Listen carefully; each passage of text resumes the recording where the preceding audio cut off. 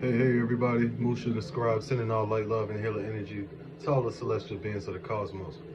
I thought I was going to be done for the night, but doing that great deception too made me want to go ahead and drop this video here.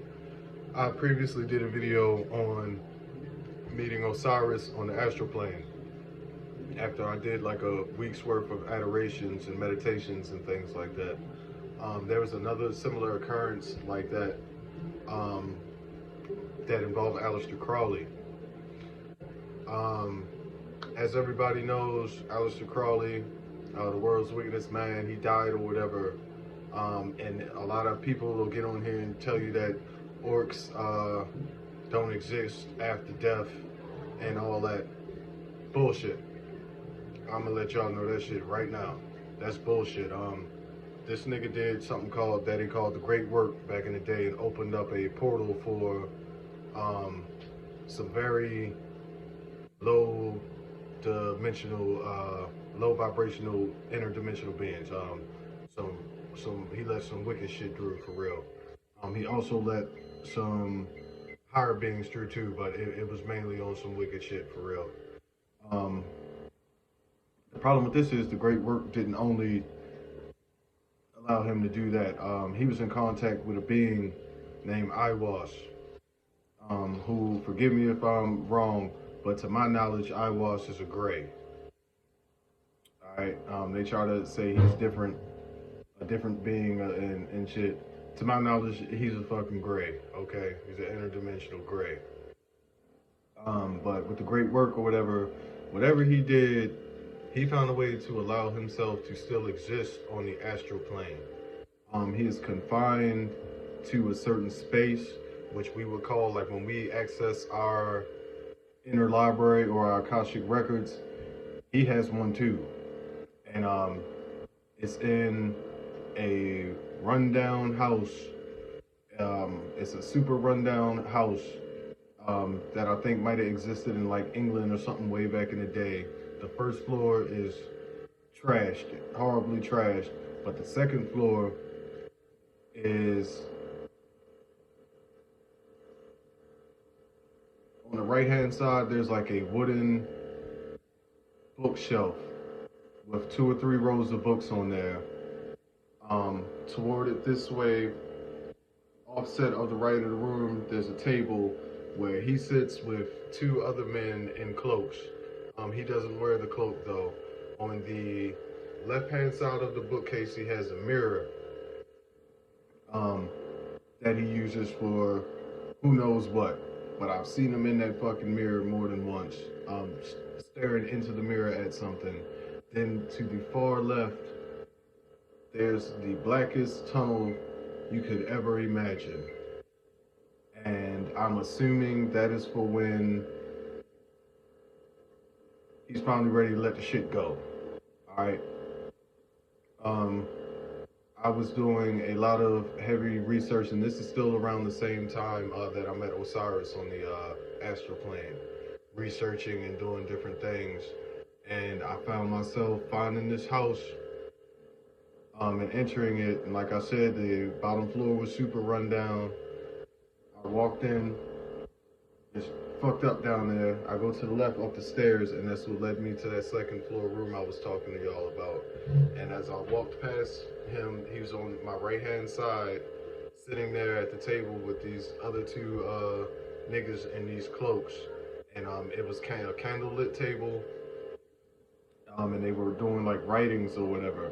So, you know, I'm curious. So I'm walking around the second floor, and that's when I walked around their table this way to the bookshelf, and I'm checking out the bookshelf, and like a lot of the books were by him, but then there were like some super old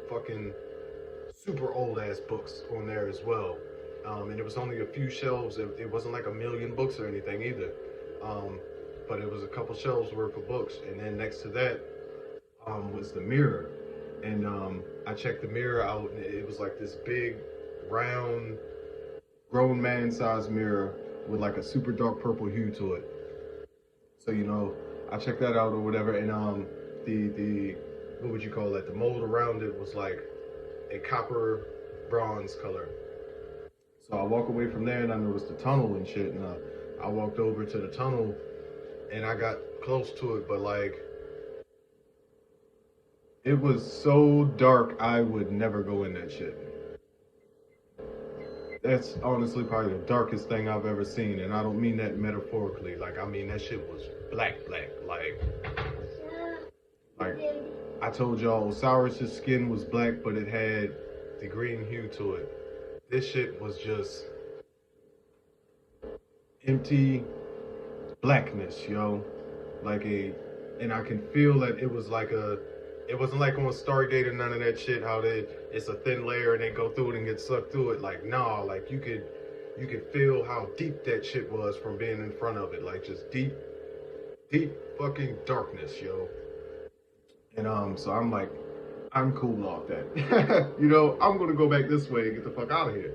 So as I turn to the right, he's standing in front of this mirror, shirtless at this point, with like a white robe, Roman garb type thing, you know, wrapped around his waist and shit. And he was just standing there staring into the mirror, and the other guys were still at the table writing and everything. And after that, I'm not sure if I woke up or if I exited the house, but I don't recall exiting back out of there. I think I may have just woke up. But there were two different instances where I ended up in his Akashic records, and it's always the same. The setup is always the same. I don't think he leaves that second floor, even though there is a first floor. I don't think he leaves that second floor. Outside of the house, there are knights. Some weird looking like medieval type knights, and they travel in this, how can I describe this thing that they fucking pulled up on me on and hopped out in full armor before I woke up, like, and this is on a different instance. This isn't off the same one I was just telling you. This one I had found myself lucid dreaming again, and I was like, that nigga's house is over there. I'm about to walk up in that shit again, and they pulled up on me. Y'all know it's the movie Silent Hill, that big ass pyramid head nigga. That's what the car looked like.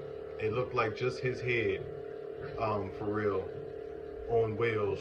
And they got out of the side of that shit, and it was like two giants in like fucking iron armor, like Knights Templar old school looking shit. And yeah, that's a strange area for real. Like I think I'll explain a little more on this cat Aleister Crowley and all that Thelemic shit and Iwas and everything another time. Cause I got plenty that I could discuss about that whole experience for real. But I just wanted to hit y'all with that. So as far as this goes though, they're like I feel like when some of our people speak on artificials and orcs and things like that, they forget how resourceful these motherfuckers can be when they want to be. There's a reason they pulled off all of this shit against our people and were able to do the shit, you know? So certain things I can't downplay, you know? That motherfucker still exists on the astral plane. Like he still exists on the astral plane for real. Like, and I know there's gonna be a couple Thelemites on here that'll check this shit out and can verify that shit. But that shit, yeah, he exists. I just wanted to drop that joint real quick. This will be the last video of the night. Feeling all light love, feeling energy, bad love.